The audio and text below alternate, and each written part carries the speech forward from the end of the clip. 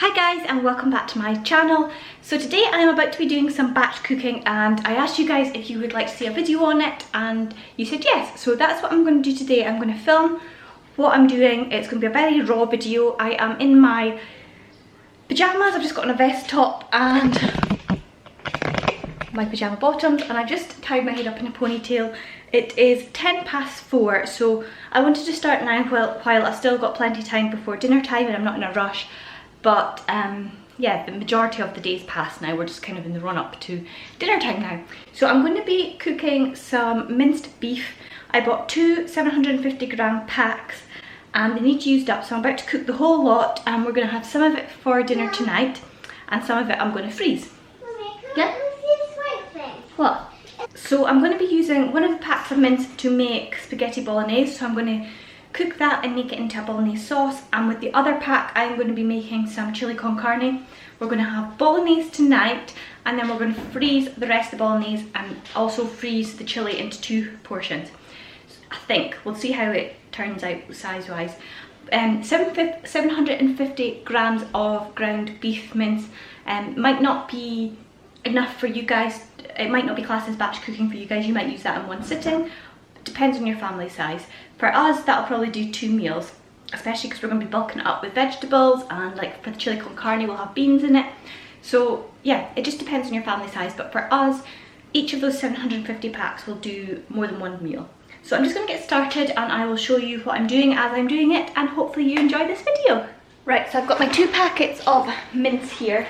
I've got my big pot. I've only got 1 big pot this size.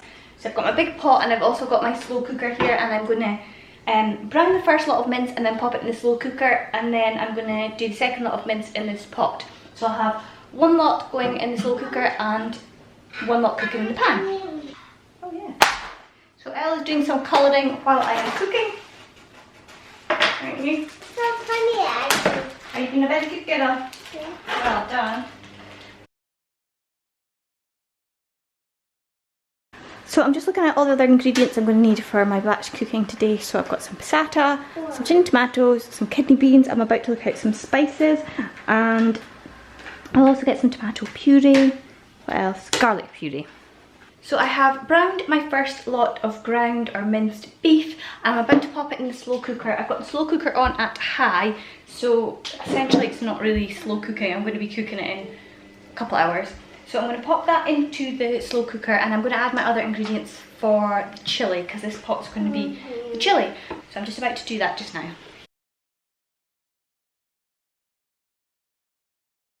Now I've used 5% fat mince, so I don't really have much fat to drain, but if you have a mince with a higher fat content, you might want to drain off some of the fat at this point.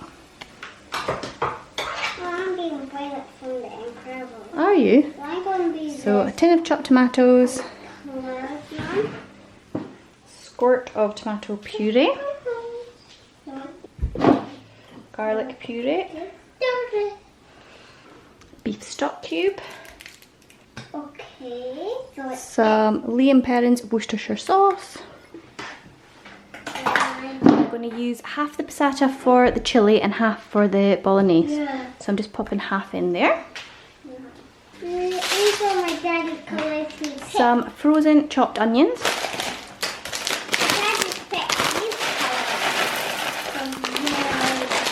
Some frozen sweet corn. You can essentially add whatever vegetables you like, but I find that sweet corn goes quite well with chili because it's kind of Tex-Mex, and I like mushrooms with the bolognese. I'd also normally put some peppers in with my chili, but I don't have any, I forgot to get, so there'll be no peppers in it this time. And a tin of kidney beans, which I have drained and rinsed. Andrew thinks a can of kidney beans is too much, but I like a lot of kidney beans in mine. Yes, Elle? So I'm just giving that a good stir, and I'm about to add my spices and herbs now. So I'm adding chili powder. Actually, I'm going to take the lid off. Right, so I'm going to add my chili powder. I've only got mild chili powder, so I'm going to add a couple of teaspoons of this.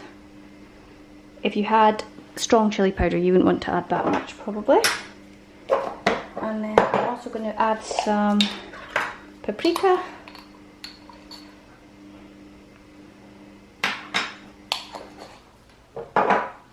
And some cumin.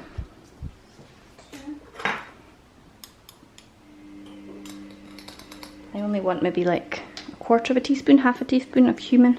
Not too much because I find it quite a overpowering flavour. And then I'm going to give that a good rinse and probably add a little bit of boiled water too, just to loosen it up a little bit. I almost forgot to add seasoning, so I'm going to add some salt and some ground pepper. And then I'm just adding a little bit of water out the kettle, not too much. It smells delicious already. Right. So I'm just going to pop the lid on that and leave that for a couple of hours, and I'm going to rinse off my wooden spatula ready to brown the next lot of mince. And meanwhile, while I have been cooking, Elle has been drawing on herself, so she's covered in pen. Where have you got pen? On your arms? On your lips?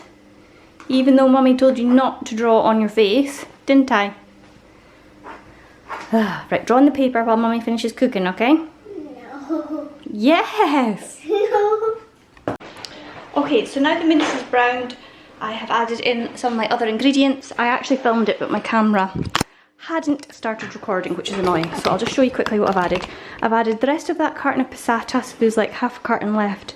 A tin of peeled plum tomatoes, some Worcestershire sauce, which I add to basically all minced beef dishes. You can see a little bit of that there. Some tomato puree and some garlic puree. I like quite a lot of garlic in my bolognese. So I'm just about to add the other ingredients now. So I've got some of the chopped frozen onions. Getting a good glug of that. I would often put some like grated carrot or something into dishes like this, but I haven't bothered to grate any, and to be honest I just can't be bothered today, so I'm not doing that today. But you could easily add in some grated veg, or even like some broccoli and things like that. So I'm putting in these mushrooms. It looks like quite a lot, but they reduce quite a lot once you start cooking them. So I'll add them in, and no chopping, perfect.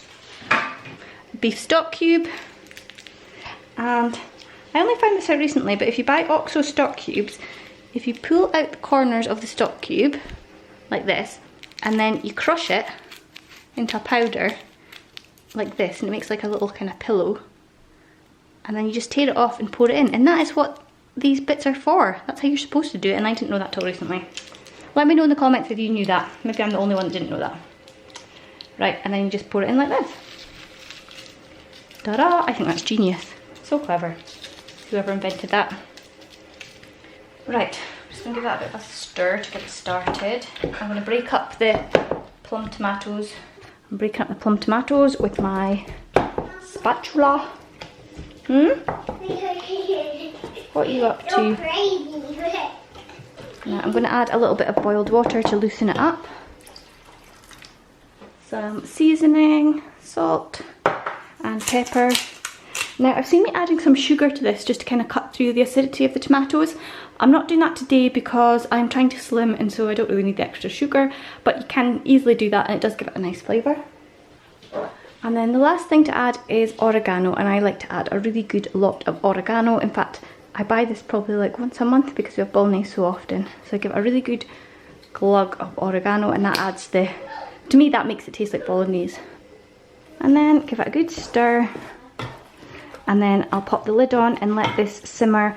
Once it gets to simmering point, I'll leave it for like 20 to 30 minutes, and then that'll be ready to add to some pasta or spaghetti for dinner tonight. And then I'm going to freeze half of it in portions.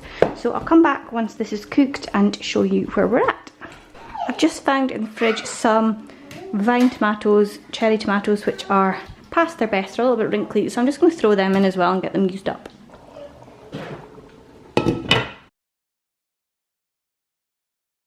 Please excuse the sound of my washing machine going in the background. It is just doing its final spin, so it's a bit noisy. But this is the bolognese after 30 minutes. It has thickened up nicely and it smells delicious. So we're going to have that with some spaghetti this evening. So this is the finished bolognese dished up for dinner this evening. And then this is how much we have left, so I'm going to pack this into some boxes and pop it in the freezer once we've had our dinner and this is cooled a bit. So I've ended up with 2 tubs of leftover bolognese mince and sauce. So that is 1, 2, and tonight's dinner makes 3, so that's 750 grams of mince has done 3 meals of bolognese. So I'm just going to pop it in these tubs, label it and pop them in the freezer.